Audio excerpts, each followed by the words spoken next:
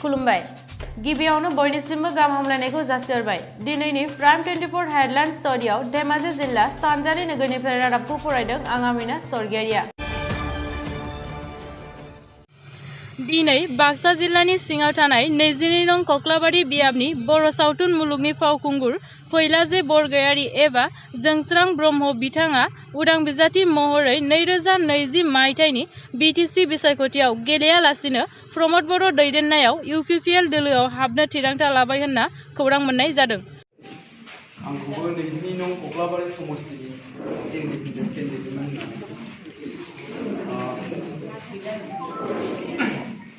आं बेखौ दाखालि 21 खालार खालिनिफ्राय खुंनाय जादों।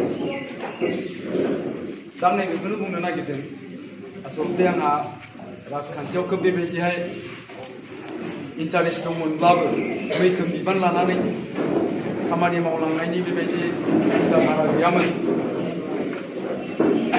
नाथाय दाख्लै जेब्ला आं नमिनेसन होबाय बिनि उनावहाय गोबां माने गियान मोनदों होननानै आं बुंनो लुबैदों। दा जायखिजाया गोबां खोथाखौ आं सिन्ता खालामदों जे नमिनेसनखौ बोख्लायबा मा जागोन आरो बोख्लायाबा मा जागोन बे खोथाखौ आं सिन्ता खालामदों। खिन्थु आं नैबे मोनसे खोथाखौ बुंगोन नोंथांमोननो आं जुदि गेलेयोमोनब्ला बेवहाय बिथां प्रमद बर' सार बा धीरेन बर' सार बिथांमोननि जेंनाया खाथांमोन आरो दा ओंखायनो सिन्ता खालामबाय दिनै रायजो राजाफोरनि सिन्ताधाराखौबो आं नायहरनो गोनां जादों जे दिनै मा बार बारदों बिटिसिआव राजखान्थियारि भाबै आं बेखौ नोजोर होदों। नोजोर होयोबा नुदों दिनै रोजा रोजा बिटिसिनि रायजो राजा बिथांमोना बिटिसिआव मोनसे सोलायनाय लुबैदों, मोनसे चेन्ज लुबैदों। जोंनो सोलायनाय नांसिगौ, जोंनो गोदान मोनसे सुस्थ' सरकार नांसिगौ बिटिसिआव बे खोथाखौ बयबो बुंदों आरो बेनिफ्राय सिन्ता खालामबाय नुहुरबाय दिनै सोलायनाय लुबैनानै बिटिसिनि रायजो राजा बिथांमोना सोरजों लैहोर लैहोर ओंखारबोगासिनो दं। सोलायनाया सोरनि गेजेरजों जागोन, सोलायनाया सोरनि दारै जागोन बिथांमोना बुंदों जे बिटिसिआव सोलायनाय लाबोनो गोनांबा बिथां प्रमद बर' दैदेननाय इउपिपिएलनि अनगायै रावबो सोलायहोनो हानाय नङा। दिनै जोंनि कक्लाबारि ओनसोलनि रायजो राजा भटार्सफोराबो बेखौनो बुंदों जे जोङो सोलायनांसिगौ, जोङो देरहाहोथारनांगौ प्रमद बर' सारखौ। मानोना दिनै कक्लाबारि समस्तियाव प्रमद बर' सारा सौफैदों जोंनियाव, बे जोंनि थाखाय जोबोद खाफाल गोनांनि बाथ्रा आरो बिथाङा देग्लाय बिटिसिआव सरकार सालायनो थांबाय दं। ओंखायनो जोङो दिनै बिथांखौ देरहाहोनांगौआ साफ्रोमबो समस्तिनि रायजो राजाफोरनि मोनसे बिबान होननानै बिथांमोना आंखौ खावलायदों। दा बे खावलायनाय लेखा आंबो सिन्ता खालामदों, गोबां खेब सिन्ता खालामदों आं मा खालामनाया मोजां। जोबथारनायाव आं नैबे मोनसे मोजां सिद्धान्तखौ लानाय बायदि मोनदों जे आङो प्रमद बर' सारखौ देरहाहोनो गोनांब्ला आङो बिथांजों फैथारनांगौ आरो फैयाब्ला बिथांखौ हयथ' देरहाहोनायाव माखासे गुलाय गुजाय सोमजिनो हागौ। मानोना नोंथांमोना मिथिगौ धीरेन बर' बिथाङाबो सासे बिटिसिआरनि सागानगिरि आरो बिथाङाबो सासे बिटिआरनि सागानगिरि। ओमफ्राय आंनि खिबु उनाव खिन्थु बिथांमोननिख्रुइ बांसिन मानसिफोर दंमोन आरोखि, गोबां मानसिफोर दंमोन। ओंखायनो आं सिन्ता खालामबाय जे आङो मोनसे मोजां सिद्धान्त लानाया मोजां, मोजां थांखि लानाया मोजां जे आङो बिथां प्रमद बर' सारजोंनो लोगो जानांगोन आरो बिथांनि देरहाहोनायाव आं मैखोम बिहोमा लानांगोन। आं बे सिद्धान्तखौ लानाय जादों रायजो राजाफोरनि खावलायनायाव जोंनि समस्तिनिल' नङा, आं बिराद बे बिटिसि ओनसोलनि रायजो राजाफोरनि सिन्ताधाराखौबो सानदों, नुहुरदों, नायदों।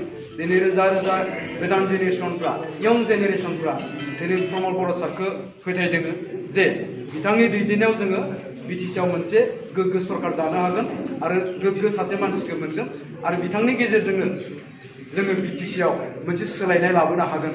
बे सुबुंफोरनि बायदि सिन्ताधाराखौ नुहुरनानै आंबो दिनै मोनसे सिद्धान्त लादों आरो बियो आंनि खोब मोजां सिद्धान्त होननानै आङो बुंनानै लानो लुबैयो। आरो दिनै गावखौनो गाव बे इउपिपिएल हान्जायाव जयेन जानानै आं गोग्गानाय मोनदों आरो आं नोंथांमोनखौ बुंदों आं बेवहाय फैनायनि उनावहाय कक्लाबारि समस्तियाव बिथां प्रमद बर'नि देरहानाया रोखा जाबाय 110%। बिथाङा आंनो मोनसे बिराद गिदिर बिबानबो होदों जे आङो बिटिसिनि गुबुन गुबुन समस्तियावबो बिथांजों थाफानानै बा बिथांनि खावलायनाय लेखा, बिथांनि थिननाय लेखा आंखौ माने स्टार केम्पेनार हिसाबैबो नुजाथिहैनो खावलायदों। आं नाजागोन, हानायमानि नाजागोन। खिन्थु आं दाख्लैनो बुंखादों, नोंथांमोननोबो खुला खुलि बुंदों, आं दा माने एसे मेन्टेलि एसे प्रेसाराव दंमोन आरोखि। आं दाबो माने रिफ्रेस जानाय बायदि मोनाखै। बे दिनै आं माने फनखौ खुलिनो हायाखै आरो बे मानसिफ्रा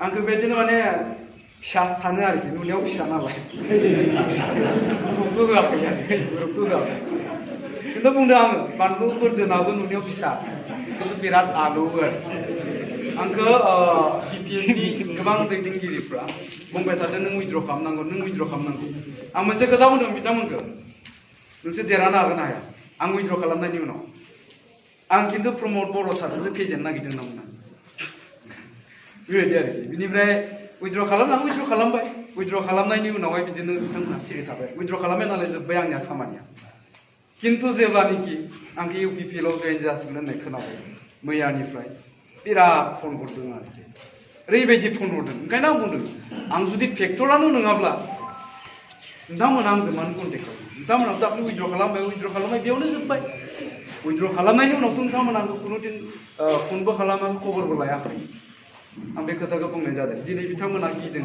ओरैबायदि गिदों ओंखायनो आं होननाया कक्लाबारियाव जे प्रमद सारा देरहागोन बे माने 110% सैथो होननाया दा जियानो जा आसलथे बोरैबा नमिनेसन होनाय जादों दिनै आरो माने 100%नि राजखान्थियाव फैनाय जाबाय दानि मेन्डेलानि एसे थिननाय दं माने जोंना दाब्लाया बे सिनेमायाव खोन्था हिनजाव सानै मोनबाय नालाय आंबोथ' सिनेमायाव केन्डिडेट जानाय आरो गावहा आंनि पिए जानाय ओंखायनो होनबाय आरो बे सिनेमायाव खोन्था दाब्लायाबो हिनजाव सानै मोनबाय नोंबो मोगथाङाव केन्डिडेट जाब्ला आंबो पिए जामारगोन खोमालै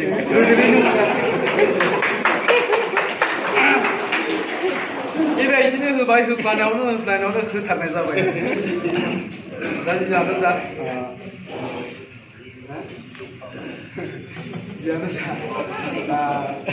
आं जोबोद गोजोननाय मोन्दों गावखौनो गाव एसे गोग्गानायबो मोन्दों खिन्थु आं एसे रेस्ट लागोन सारखौबो दाख्लै खोन्थाखादों आङो आसलथे माबानिफ्राय दाख्लैनिफ्राय आं न'आव थांनाय जायाखै न'आवबो थांनाय जायाखै बेनिफ्राय दानो जयेन जाथ'नोबो होननानै सानाखैमोन आरो जागौमोन एसे सप्तासेसो रेस्ट लानो होनना सानदों खिन्थु नुबाय बे साननैसोआव दाने एनि टाइम माने आंखौ गुबुना पिकआप खालामनायनि चान्स दं आरो ओंखायनो आङो सारजों कन्टेक्ट खालामनानै जे गाबोन समफोरनो आङो जयेन जानोसै बे खोथाखौ बुंदोंमोन दा जायखिजाया उननि समफ्राव नोंथांमोनजों ज' खामानि मावलायनो मोनगोन आरो जोंनि इउपिपिएल हान्जानि देरहासारनायाव जों बयबो रंजानो मोनलायगोन बेखौ आसा खालामनानै आं बेखिनियावनो फोजोबबाय दाने असमिया भाषा जानो इमान क्लियारके जोंनि 22 नं कक्लाबारि समस्तिया मोनसे बिराद प्रेस्टिजियास मोनसे समस्ति आरोखि दा खोथाया जाहैबाय मा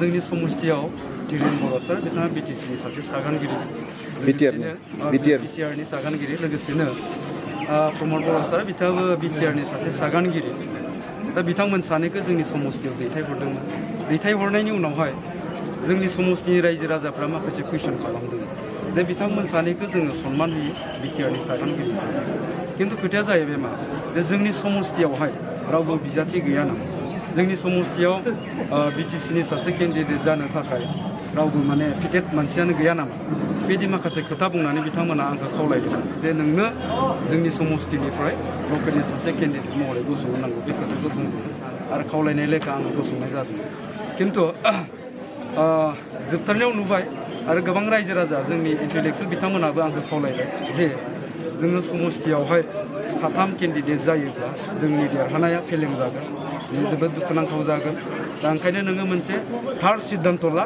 मोनसे थार थांखि ला जे मा खालामनाया मोजां जागोन बिनि उनावहाय आंबो सिन्था खालामदों जे खोथाया नंगौ नंद्राया नङा दा ओंखायनो नों सिन्था खालामबाय जे आङो जुदि नमिनेसनखौ बोख्लायनो गोनांबा दा बोख्लायनायनि उनावहाय आंनि खामानिया मा जागोन आरो आं मा मावनांगौ बेखौ आङो गोबां सिन्था खालामदों सिन्था खालामनानै नुहुरबाय दिनैनि दिनाव बिटिसिनि रायजो राजा बिथांमोना बिटिसिआव मोनसे सोलायनाय लुबैदों मोनसे चेन्ज लुबैदों बिटिसिआव मोनसे गोग्गो सरकार नांथारगौ होननानै दिनैनि जोंनि इयुन जोलैफ्रा गोबाङानो होख्रावदों होसिख्रावदों बुंदों रायजो राजाफ्रा लुबैदों दा बेखौ नोजोर होनानै आं सिन्था खालामबाय अब्ला आंबो दिनै बिटिसिआव सोलायनायाव बा गोग्गो सरकार दानायाव बाहागो लाथारनाया मोजां आरो बिहोमा होनाया मोजां आरो नुबाय रायजो राजाफ्रा दिनै लैहोर फैनानै प्रमद बर' बिथां सारखौ हेफाजाब होनो आवगायबोदों इउपिपिएल हान्जाखौ गोबां रायजो राजाफ्रा सरकाराव फैनानै गोदान सोलायनाय लाबोनांगौ बे खोथाखौ बुंदों दा बेखौ नुनानै आंबो नैबेखौ थिरांथा लादों जे आंबो इउपिपिएल थानानै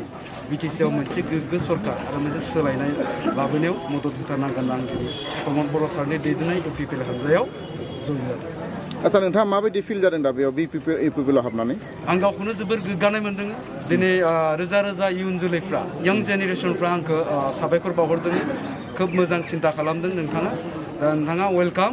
नोंथाङा जोंनि बिटिसिनि गुबुन गुबुन जाति जनगोष्ठी गुबुन गुबुन माने रायजो राजाफोरनि थाखाय खामानि मावनो आवगायबोनांगौ बे खोथाखौ बिथांमोना बुंदों। ओरैनो सरकारखौ सोरखौ दागोन बायदि ना नोंथाङा? सरकार दागोनखौ नोजोर होनानैनो आं दिनै इउपिपिएल हान्जायाव जइन जादों। दिनै गोबां समस्थिफोरनि माबाखौबो स्टाडिखौबो आं खालामदों। रायजो राजाफोरजोंबो सोंलायनाय जादों। बबे बबे समस्थियाव सोर माबायदि बेसेबां दावगादों दा बेफोर गासैखौबो नोजोर होनानै नुहुरबाय जे फैगौनि बुब्लियाव इउपिपिएलआ सरकार दानो थांगासिनो दङ आरो बिथां प्रमद बर'आ बिटिसिनि सासे चिफ जानो थांगासिनो दङ। बेयावनो गोग्गानायबो मोनो। दा बिथाङा प्रमद बर' सारा जोंनि 22 नं कक्लाबारि समस्थिनिबो सासे बिजाथि। निस्सय बिथाङा देरहालांनायनि उनाव जोङो जोंनि समस्थिनिफ्राय सासे चिफ मोननो हागोन। गिबियावनो बयनिसिमबो खुलुमनायखौ जासिहरग्रोनाय जाबाय। दिनैनि बे समाव प्राइम 24 हेडलाइन रादाब बिजोङा रादाब बुथुमगिरि नागिरनाय जादों। बेखायनो जायफोर सुबुङा गोसो दं बिथांमोनखौ सुलु लानो थाखाय 8399040182 नाम्बाराव कल खालामनो गुरैयै खावलायहरनाय जाबाय।